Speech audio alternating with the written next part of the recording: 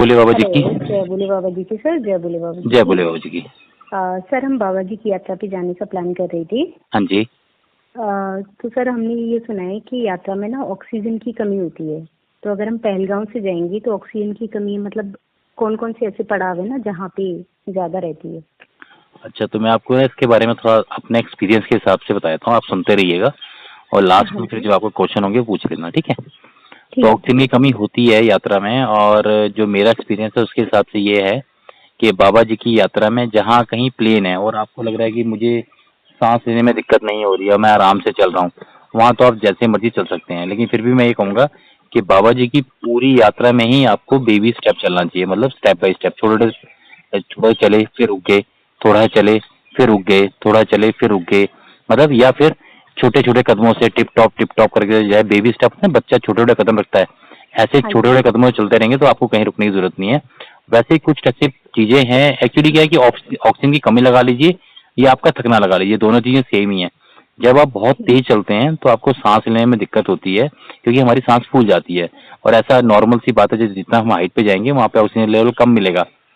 लेकिन ऐसा नहीं कि बहुत ज्यादा कमी होती है, लेकिन जितना हम तेज चलेंगे तो लेवल ऑलरेडी कम है और हमारी स्पीड बढ़ती जा रही है, तो उसकी वजह से ना सांस लेने में दिक्कत आएगी। तो वहां पे क्या, जैसे स्टार्टिंग से चलूं तो जैसे आप नीचे पहलगांव से यात्रा स्टार्ट करेंगे तो गाड़ी से आप चंदनवाड़ी पहुंच जाएंगे।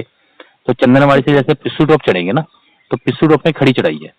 तो पिस्सू टॉप में हम्म। शुरू शुरू के 1 किलोमीटर तो मतलब डेढ़ आधा किलोमीटर तो कोई दिक्कत नहीं है। लेकिन जैसे ही थोड़ा सा ऊपर चढ़ेंगे तो वहां पे आपको धीरे धीरे जब चलेंगे, आप तेज चलेंगे तो आपको ऑक्सीजन की कमी महसूस होगी।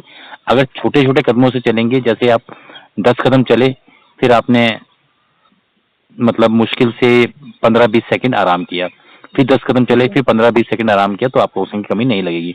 और उसके बाद पूरा आपका, फिर आपका जोजीबाल तक कोई दिक्कत नहीं है। फिर शेषनाग जी में जब हम पहुंचना शुरू करते हैं, जहाँ से शेषनाग जी के ये आपके कैंप वगैरह नजर आना शुरू होते हैं, और हाँ शेषनाग जी जी। 3 किलोमीटर रह जाता है, वहां से फिर हल्की हल्की ऑक्सीजन की कमी महसूस होती है, क्योंकि लास्ट में चढ़ाई है और फिर बेस कैंप में जाने की उतराई है। तो वहां पे, और शेषनाग जी में रात को भी जैसे आप बहुत तेज चल रहे हैं, ज्यादा बातें कर रहे हैं, तो भी जैसे एक्चुअली ये होता है बर्फ के ऊपर, अगर उस जगह में ज्यादा बर्फ पड़ी हुई है जब भी ऑक्सीजन की आपको लगती है, पर इतनी अधिक नहीं होती है ठीक है। ज्यादा, मतलब आपको पूरा पेट भर के ऊपर तक खाना नहीं खाना है, थोड़ा सा इतना हम्म। छोड़ना है कि सांस ले सकें। ज्यादा ऐसे कपड़े नहीं पहनने हैं रात को सोते हुए जिससे कि आपको लगे कि मुझे घुटन हो रही है ना। टोपी भी हाँ लगा जी। ली, मंकी कैप भी लगा लिया, मफलर भी लपेट लिया, सांस लेने को जगह ही नहीं छोड़ी और बता रहे हैं कि ऑक्सीजन की कमी हो रही है, ऐसा नहीं होना चाहिए। ठीक। और जिन लोगों को थोड़ा बहुत महसूस भी होता है कि मुझे और थोड़ा सा वैसा लग रहा है कि टाइटनेस सी लग रही है, वो टेंट के थोड़ा पास सोए जहाँ पे हवा आती है ना, तो हल्का सा टेंट को हम्म। खोल भी लेंगे तो वहां से आपको हवा आती रहेगी, तो इतनी दिक्कत नहीं होगी। उसकी अगली मॉर्निंग आप जब शुरू करेंगे तो ठीक है। शेषनाग जी के बाद जब आप चलना शुरू होंगे, सुबह तो वहां पे नहीं, लेकिन आप एक गणेश टॉप है, गणेश टॉप जो है आपको हल्की ऑक्सीजन की कमी महसूस होगी। मतलब पूरी यात्रा में बात करूं तो गणेश टॉप में, और गणेश टॉप में ज्यादा होगी आपको हल्की सी। और तो वहां पे थोड़ा सा आप रुक के चलें, क्योंकि उसका भी एक कारण है। अगर आपने सुबह सुबह क्रॉस कर लिया, जल्दी आप जल्दी शेषनाग से निकले, मतलब 5-6 बजे निकल गए शेषनाग जी से, और 10-11 हाँ तक जी। क्रॉस कर लिया, फिर तो कोई दिक्कत नहीं है। लेकिन जैसे 12-1-2 बजेंगे, कड़ाके की धूप, जब सूर्य देवता बिल्कुल सिर के ऊपर आ जाएंगे और उसमें बर्फ होगी, आपको गर्मी भी लगेगी, पसीना भी आएगा और चलने में परेशानी भी होगी, तो आपको ऐसा लगेगा जैसे ऑक्सीजन की कमी ज्यादा हो रही है। तो इसके लिए एक ही वो है कि ऑक्सीजन की कमी वहाँ पे है, हल्की सी है, लेकिन सुबह सुबह क्रॉस करें और हल्का हल्का गुनगुना पानी अपनी बोतल रखें, सिप सिप पीते हुए आराम आराम से चल के और सांस ले लेके रुक रुक के चलें। जब भी आपको लगे कि मुझे सांस लेने में दिक्कत हो रही है, घुटन सी हो रही है, तो आप आराम से ठीक रुक है। जाएं।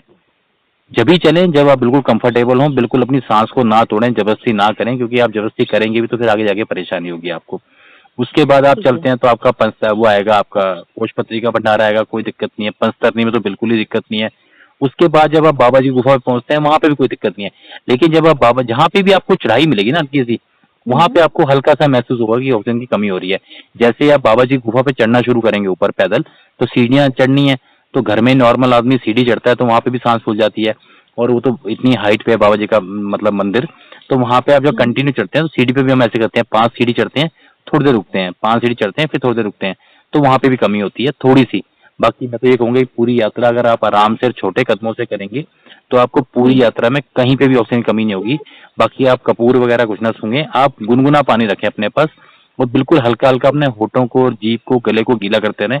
ऐसा नहीं गड़गड़ करके 5-6 घूंट पी गए, ऐसा नहीं है। हल्का सा घूट लिया, मुंह में रखा, हल्का सा होठों को और अपने जीभ को गीला किया, गले को गीला किया और फिर आगे चले। तो आप इस तरह से करेंगे, अगर आप यात्रा को इस तरह से प्लानिंग करेंगे तो आपको बिल्कुल भी दिक्कत नहीं आएगी।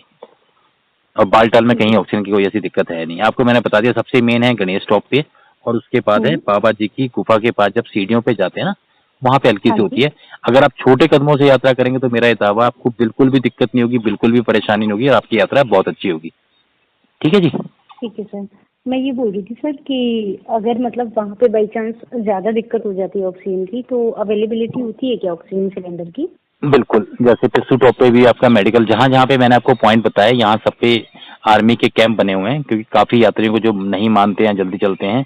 और आपका पंचतरनी में बना हुआ कैंप, बाबा जी गुफा पे बना हुआ है, तो वहाँ पे ऐसे कैंप बने हुए हैं, वहाँ पे आपको ऑक्सीजन दे दी जाएगी। पर कंडीशन एक है कि आप बेहोश ना हो या अपने शरीर के साथ इतनी जबरदस्ती ना करें कि आपके हॉस्पिटल पहुंचने तक आपको परेशानी हो जाए।